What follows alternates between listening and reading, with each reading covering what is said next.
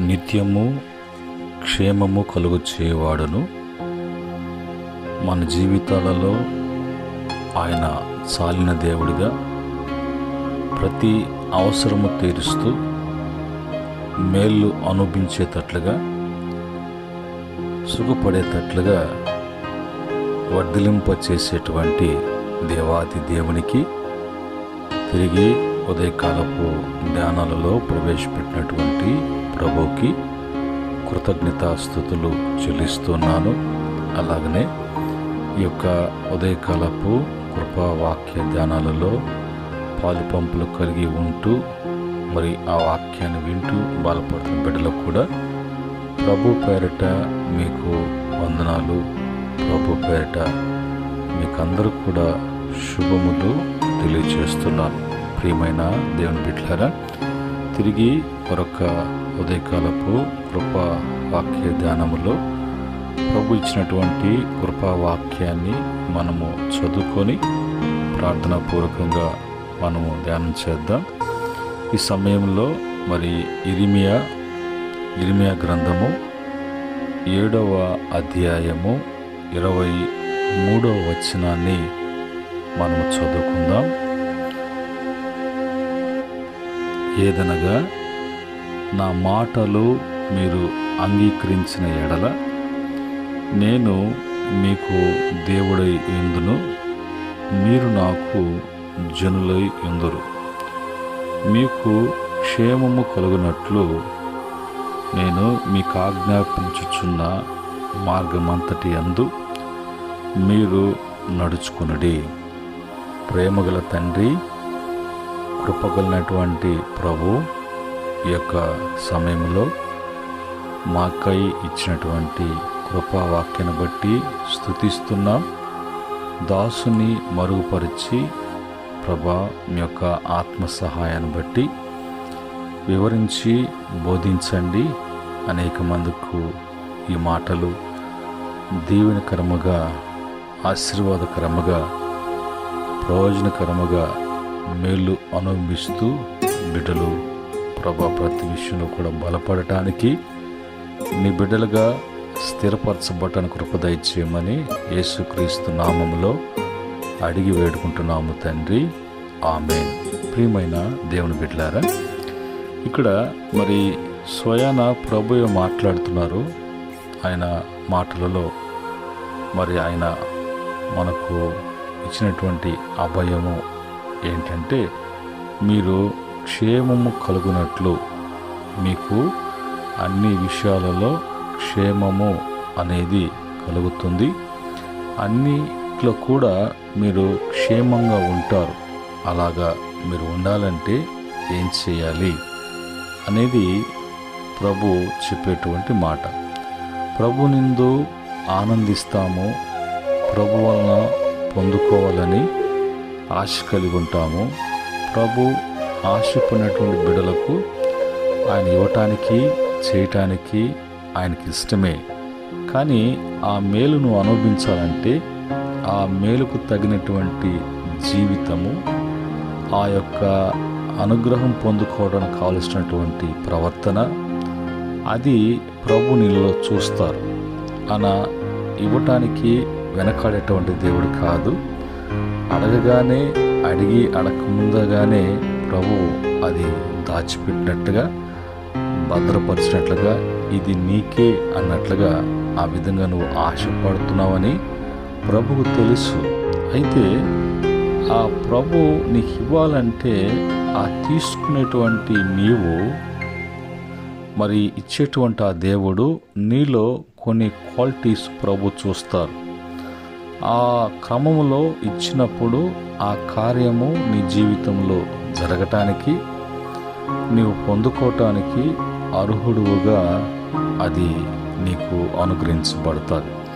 అందుకనే ప్రభు అంటాడు, మరి నా మాట మీరు అంగీకరించిన ఎడల, ప్రభు ఏం చెప్తున్నారో ఆ మాటలలో ఉన్నటువంటి సత్యమేంటో, ఆ మాటలు ప్రభు ఎందుకు చెప్తున్నారో అందులో ఉన్నటువంటి గూఢమైనటువంటి సత్యము, భావము అందులో ఉన్నటువంటి మరి ప్రభు తెలియచేసేటువంటి మాటలు ఉన్నటువంటి ఏమున్నది అనేది నీకు వింటే కానీ ఆ విన్న వాక్యము నీకు అంగీకారంగా ఉంటే కానీ నీవు దాన్ని అంగీకరించినటువంటి వాడుగా ఉంటావు.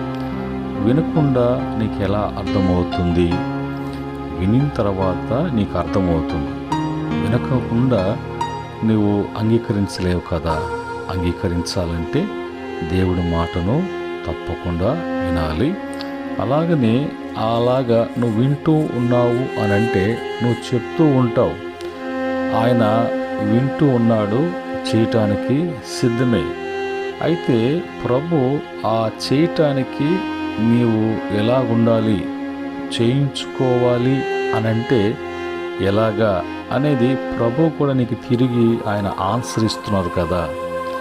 ఆ జవాబు ఇస్తున్నప్పుడు ఆ యొక్క జవాబును నీవు విన్నప్పుడు అలాగైతే కరెక్ట్, అలాగనే చేస్తాను అన్నటువంటి ఇది నీకు భావన కలుగుతుంది.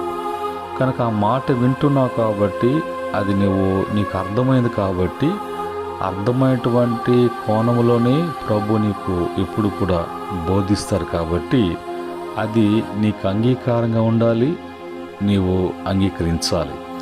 ఆ యొక్క క్రమములో ఇప్పుడు నీవు దేవుని మాట వింటున్నావు, నీ మాటలు ప్రభు వింటున్నారు. కనుక ఇద్దరి మధ్యలో ఉన్నటువంటి రిలేషన్షిప్ను గురించి ప్రభు చెప్తున్నారు. ఏమని చెప్తున్నారు అంటే, నేను మీకు దేవుణ్ణై ఉందును, నేను ఉందును, మీరు నాకు జనులై ఉందురు. కనుక ఇప్పుడు ఈ బంధాన్ని ఎవరు కూడా కొట్టేయలేరు, మరి విడదీయలేరు, ఎవరు కూడా దూరపరచలేరు. ఆ ప్రయత్నాలు చేసినా వారు నష్టపోవాల్సిందే. అలాంటి ప్రయత్నాల్లో ఉన్నటువంటి వారికి దేవుని యొక్క పనిష్మెంట్ కూడా ఉంటుంది. కనుక మనం ఎంత దగ్గరగా ఉంటున్నామో, ఆయనకు ఎంత ప్రియమైనటువంటి బిడ్డలుగా ఉండాలో అనేది కూడా ప్రభువారు తెలియజేస్తున్నారు. అప్పుడు ఆ క్రమంలోకి నువ్వు వచ్చావా, ఆ ఆర్డర్లో నువ్వు ఉన్నావా? ఇప్పుడు నీకు క్షేమము కలగటానికి, నువ్వు క్షేమంగా ఉండటానికి ప్రభు ఆయన ఇప్పుడు నీకు ఆజ్ఞాపిస్తున్నాడు. ఆయన ఆజ్ఞాపించినటువంటి ఆజ్ఞ ఏమిటో, ఆ ఆజ్ఞాపించినటువంటి మార్గములోనే, ఆ మార్గమునందునే నువ్వు నడుచుకోవాలి. నీకు ఇష్టం వచ్చినట్లుగా, నువ్వు కోరినట్లుగా, నీవు కోరుకునేటువంటి మార్గాలు, నీ ఇష్టాలు, నీ యొక్క ఇచ్చలు నెరవేర్చుకోవటానికి ఎన్నుకున్నటువంటి మార్గాలు మంచివి కాదు. అవి జీవ మార్గాలు కాదు, అవి నాశనపు మార్గాలు. అది నీకు తెలియదు కాబట్టి, అది నువ్వు తెలుసుకున్న లోపల జీవితం అయిపోతుంది కాబట్టి, నీకు ఇచ్చిన జీవితాన్ని నీవు ఆ జీవితం అనుభవించాలి కాబట్టి ప్రభు ఏ మార్గం కరెక్టో, ఏ మార్గం కరెక్ట్ కాదో, ఏ మార్గములో గుండా నువ్వు నడుచుకోవాలో అవన్నీ కూడా ప్రభు ఆయన నీకు ఆజ్ఞాపిస్తూ ఉన్నారు. ఆజ్ఞాపిస్తున్నప్పుడు తప్పక ఆ యొక్క మార్గమే. ప్రభు ఎప్పుడు కూడా ఆయన చెప్పేటువంటి, చేసేటువంటి, ఇచ్చేటువంటి ప్రతి దాంట్లో కూడా ఒక శ్రేష్టత, గొప్పతనము అనేది ఉంటుంది, మంచిది ఉంటుంది. అందులో ఎక్కడ కూడా కీడు, పాడు, చెడు అనేది, నష్టము అనేది, బాధ అనేది, ఆందోళన ఇలాంటివి కూడా ఆ పరిధిలో ఎక్కడ కూడా కనిపించవు. అవి మరి దైవికమైనటువంటి శక్తి చేత, దైవిక ప్రభావము ఆడ క్రియ చేస్తున్నప్పుడు మిగతా చీకటి, సాతాను యొక్క ప్రభావము ఉండదు, అది నిలవజాలదు అనేది బలమైన, దృఢమైనటువంటి మరి మాటలు ఇవి. కనుక ఈరోజు మరి అందును బట్టి ప్రభు ఆయన తన ప్రజలకు కొన్ని సందర్భాలలో కొన్ని హెచ్చరికలతో కూడినటువంటి మాటలు ఇశ్రాయేలు ప్రజలకు, తన దేవుడైనటువంటి ప్రభువు తన ప్రజలకు ఆయన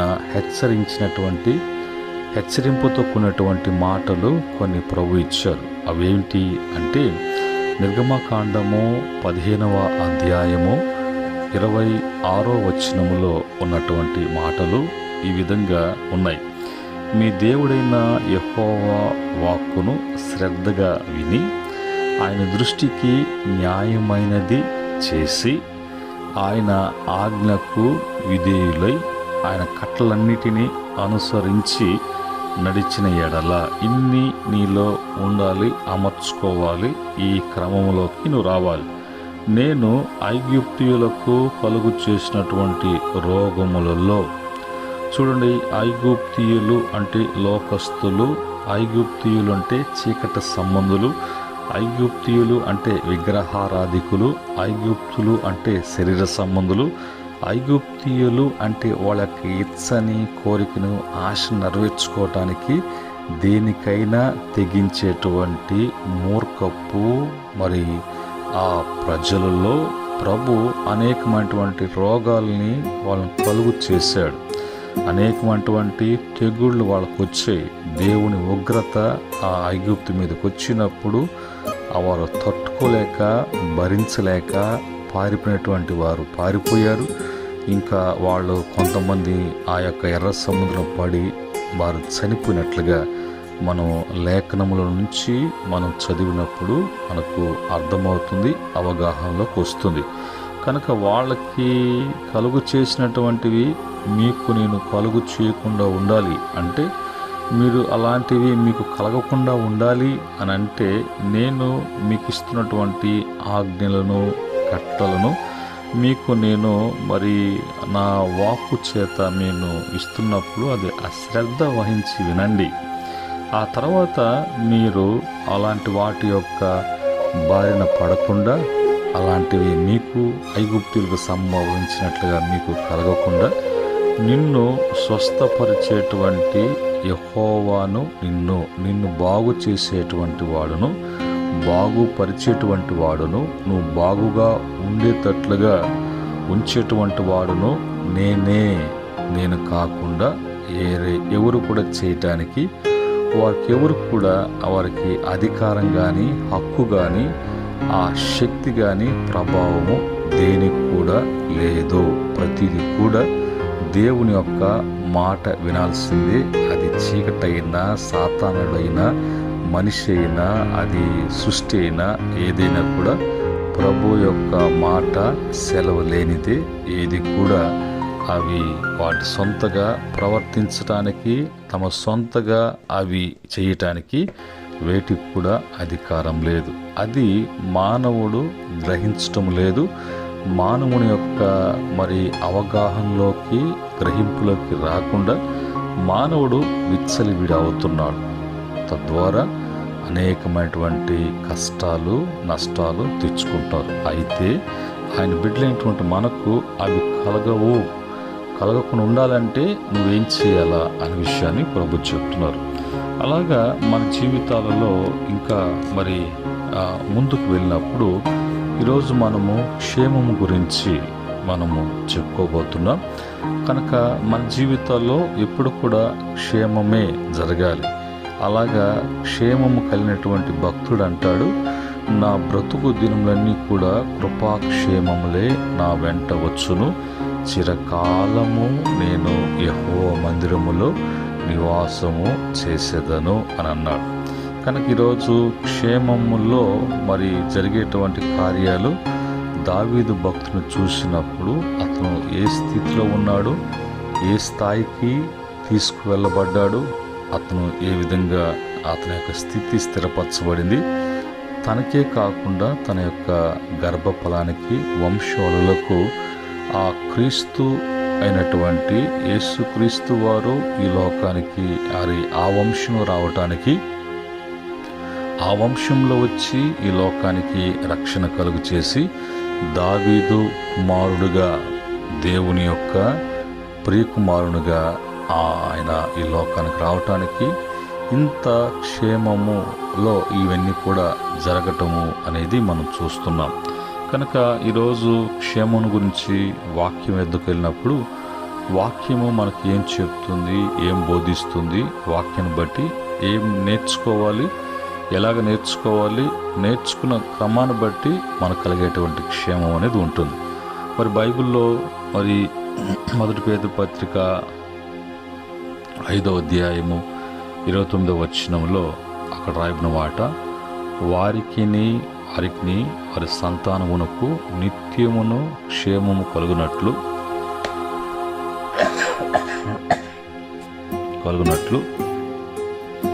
వారు నా యందు భయభక్తులు కలిగి నా ఆజ్ఞలన్నిటినీ అనుసరించి మనసు వారికి ఉండిన ఎడల మేలు అని అంటాడు. కనుక ఒక భక్తి జీవితంలో క్షేమం ఉన్నది. భక్తి జీవితం ఎప్పుడు కూడా విరోధము అనేది వ్యతిరేకత అనేది అవిధేయత అనేది ఉండదు. కాబట్టి భక్తి జీవితము అనేది వినయము మరి విధేయత అనేది ఆ వినయ విధేయతలో ఆ భక్తి జీవితంలో కొనసాగించడానికి, ఆ విధంగా కొనసాగించబడుతున్నటువంటి వారికి ఆ భక్తి జీవితంలో భక్తి భావంలో ప్రభు యొక్క ఆజ్ఞ అనుసరించేటువంటి మనసు వారికి మాత్రమే ఉంటుంది. కాబట్టి వారికి మరి క్షేమం ఉంటుంది. అలాగ మనసు నీకు ఉండేటట్లుగా నువ్వు చేసుకుంటే అది నీకు మేలు, నీకు అందులో నష్టము అనేది ఉండదు.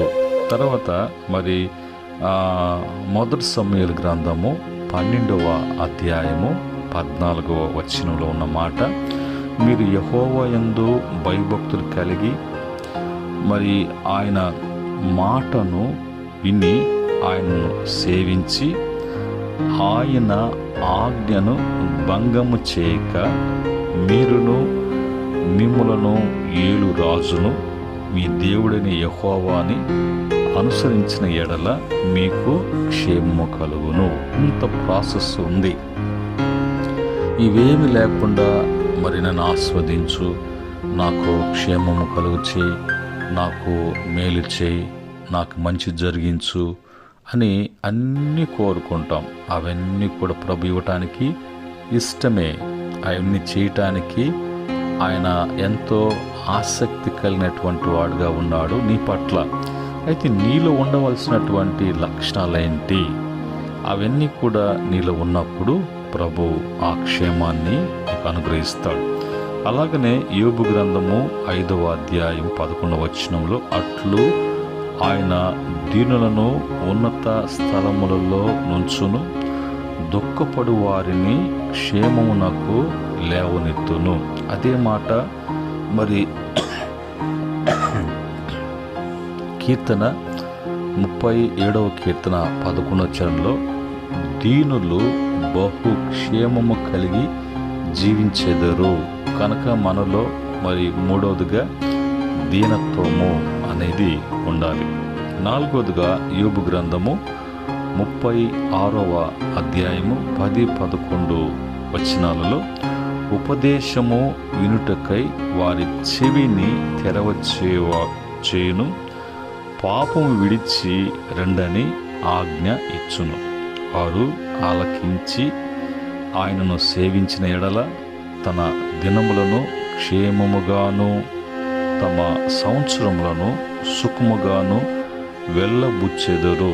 ఎంత మంచి మాట ప్రభు మనకి తెలియచేస్తున్నారు చూసారా. ఈరోజు మరి ఆ ఉపదేశం వినటానికి కూడా ఆ చెవిటి వారుగా కాకుండా, మందముగా కాకుండా ఆయనే ఆ చెవుని వినబడేటట్లుగా తెరవ చేస్తూ ఉన్నాడు. ఆ తెరవ చేసినటువంటి దేవుడు మీరు పాపం విడిచి రండి అని ఆజ్ఞ ఇస్తున్నాడు. పాపము చేయకూడదు. పాపము చేసేటువంటి వారు ఎప్పుడు కూడా దేవుని సన్నిధిలో వాళ్ళు నిలవజాలరు. పాపము చేసేటువంటి వారు దేవునికి వాళ్ళు దూరమైపోతారు. పాపము చేసి దేవునికి కోపము తెప్పించకుండా, బాధ కలిగించకుండా, ఆయన నామము అపవిత్రపరచబడకుండా, ఆయనను మా నామము దూషించబడుకున్నట్లు ఇవి నువ్వు చేయాలి. నేను ఉండేదే, నేను చేసేదే, నాకు జరగాల్సింది జరగాలి అన్నట్టుగా నీ సొంత ఆలోచనలు, ఉద్దేశాలు, నీ మూర్ఖత్వము, కఠినత్వము అనేది విడిచిపెట్టకపోతే నువ్వు వెళ్ళబుచ్చేటువంటి దినాలు అవి సుఖముగా ఉండవు. నీ యొక్క దినములో, నీవు ఇచ్చిన దినములో క్షేమము అనేది నువ్వు చూడలేవు అనేది దేవుని వాక్యము యొక్క అర్థం. తర్వాత మరి 5వ మాటకు వచ్చినప్పుడు కీర్తన 122వ కీర్తన 6-7 చరణాలలో అక్కడ రాయబడినటువంటి మాట, యెరూషలేము యొక్క క్షేమము కొరకు ప్రార్థన చేయండి. యెరూషలేమా, నిన్ను ప్రేమించువారు వర్ధిల్లుదురు, నీ ప్రాకారములలో నెమ్మది కలుగును గాక, నీ నగరాలలో క్షేమం ఉండును గాక అనే మాట రాయబడింది. తర్వాత మన జీవితంలో మనకు కూడా ప్రార్థన జీవితము కలిగి ఉన్నప్పుడే దేవునితో సరి సంబంధాలు కలిగినటువంటి వారుగా ఉంటాం. ఎప్పుడు ఈ రిలేషన్షిప్కు మనం దూరం అవుతామో ఆటోమేటిక్గా మనకు మరి దేవునితో ఉన్నటువంటి సంబంధాలు ఆటోమేటిక్గా కట్ అయిపోతూ దినదినము దూరం అయిపోతూ ఆ యొక్క మాటలు, ఆ యొక్క ప్రార్థనలు మనుషులకు, విగ్రహాలకు, మోగ విగ్రహాలకు చేసుకున్నటువంటి వారుగా మారిపోతారు. ఎందుకంటే వీళ్ళు చెప్పేన్ని అది విన్నట్టుగా అది విగ్రహము, అది వింటున్నట్టుగా వీళ్ళ ఫీలింగు, తిరిగి అట్లాగనే అదేదో చేస్తున్నట్టుగా ఇస్తున్నట్టుగా వీళ్ళ ఫీలింగు. అక్కడ ఏమీ ఉండదు. ఒక రాతి కాడికి పోయి మాట్లాడితే ఏమొస్తుంది? కనుక అది కరెక్ట్ కాదు అనేది తెలుసుకోవాలి. ఈరోజు ప్రార్థన జీవితం అనేది నీ యొక్క మరి ఆరాధిస్తున్నటువంటి దేవుని మందిరం, దేవుడు నివసిస్తున్నటువంటి ఆ స్థలము యెరూషలేము, ఆ ప్రాంతం కొరకు, ఆ సేవ కొరకు, అక్కడ జరుగుతున్నటువంటి కార్యక్రమాల కొరకు ఎప్పుడు నీ వంతు నువ్వు ప్రార్థన చేస్తూ ఉన్నప్పుడు ఆ యొక్క దేవుని యొక్క మందిరము, దేవుని యొక్క సేవ, దేవుని యొక్క పరిచర్ల యొక్క విస్తరణ బట్టి అలాగా జరుగుటానికి నీ వంతు చేసే ప్రార్థనను బట్టి నీవు వర్ధిల్లటానికి, నీ జీవితంలో అన్నీ కూడా క్రమంగా జరగటానికి, అలాగా ఆ ప్రాకారముల్లో దేవుడు నెమ్మది ఉంచి ఆ నగరములలో నివసించేటువంటి నీకు క్షేమము అనేది కలుగుతుంది. ఇది ఈరోజు మరి ఆ క్షేమం కలగటానికి, క్షేమం ఉండటానికి దేవుని యొక్క వాక్యం ద్వారా మనం తెలుసుకున్నాం. అలాగా బైబిల్లో అబ్రహాముతో ప్రభు మాట, క్షేమముగా నిండు వృద్ధాప్యమందు నీకు నేను చేసినటువంటి వాగ్దానాన్ని నెరవేర్చి నీ యొక్క పితరుల యొద్దకు నువ్వు తీసుకుని వెళ్ళబడతావు. అలాగనే దావీదు విషయంలో చూసినప్పుడు, అలాగనే హన్నా విషయంలో చూసినప్పుడు భక్తుల జీవితాలంతా కూడా వాళ్ళ క్షేమము కలిగి, క్షేమముతో, క్షేమం వలన అనే ఉంది. కానీ మరి ఇంకొక మాట అక్కడ ఏది కూడా పొందుపరచబడలేదు.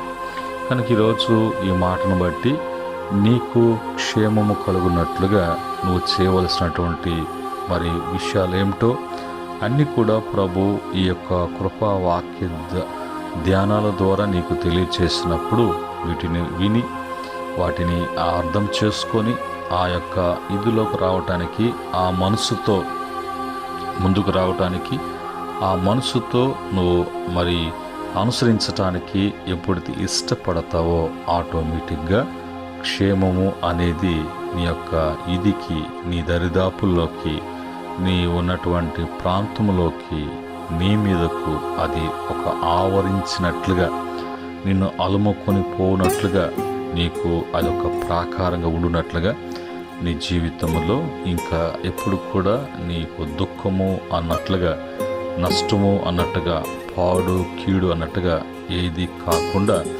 దేవుని యొక్క ఆజ్ఞ ప్రకారంగా దేవుని నోట వెలువడినటువంటి ఆ క్షేమము అనేది ఒక కంచిగా, నీకు ఒక భద్రతగా, నీకు జరిగేటువంటి ప్రతి కార్యములో నీవు మంచి చూచున్నట్లుగా, నువ్వు సుఖపడినట్లుగా ఆ క్షేమ దినము, ఆ యొక్క సుఖ సంవత్సరము నీవు వెల్లబుచ్చేది. ఇది ప్రభువైన యేసుక్రీస్తు ద్వారా నీకు అనుగ్రహించబడుతున్నది. అట్టి కృప ప్రభు మరి ప్రతి బిడ్డ కూడా దయచేయునుగాక. ఆమెన్. ప్రేమగల తండ్రి, పరిశుద్ధుడా, మీకు వందనాలు తండ్రి, ఈ యొక్క ఉదయకాలం ముందు మాకు కృపా వాక్య ధ్యానం ద్వారా మీరు బోధించినటువంటి, ఉపదేశించినట్టు ప్రతి మాటను బట్టి స్తుతిస్తున్నా. ఈ మాటలు వింటున్నా, ఈ మాటలు ఎన్ని ప్రాంతాలకు తీసుకువెళ్తున్నా వాళ్ళందరూ కూడా క్షేమం కలిగి ఉండటానికి, సుఖపడటానికి, మేలు అనేది చూడటానికి ఏది అవసరం, ఏం చేయాలో అన్నీ కూడా వివరించారు మీరు. ఆ మాటలు బట్టి ఆ బిడ్డలు కూడా నాయన బలపడటానికి, బాగుపడటానికి కృప దయచేయండి. మరి ఈ దినమంతోట్లని బిడ్డలు ప్రయాణాల్లో, ప్రయాసంలో మీ యొక్క కృపను ఉంచి క్షేమం కలుగు చేయమని యేసుక్రీస్తు నామములో అడిగి వేడుకుంటున్నాము తండ్రి. ఆమేన్. పరమందు తండ్రి ప్రేమ, కుమారుని యొక్క కృప, పరిశుద్ధాత్మ యొక్క సహవాసం, మాటలు వింటున్నా, ఈ మాటలను బట్టి నడుచుకుంటున్నా, అలాగనే మరి ప్రభు యొక్క పరిచయం ముందుకు సాగుతున్న ప్రతి బిడ్డకు కూడా సదా తోడే ఉండి నడిపించునుగాక. ఆమేన్.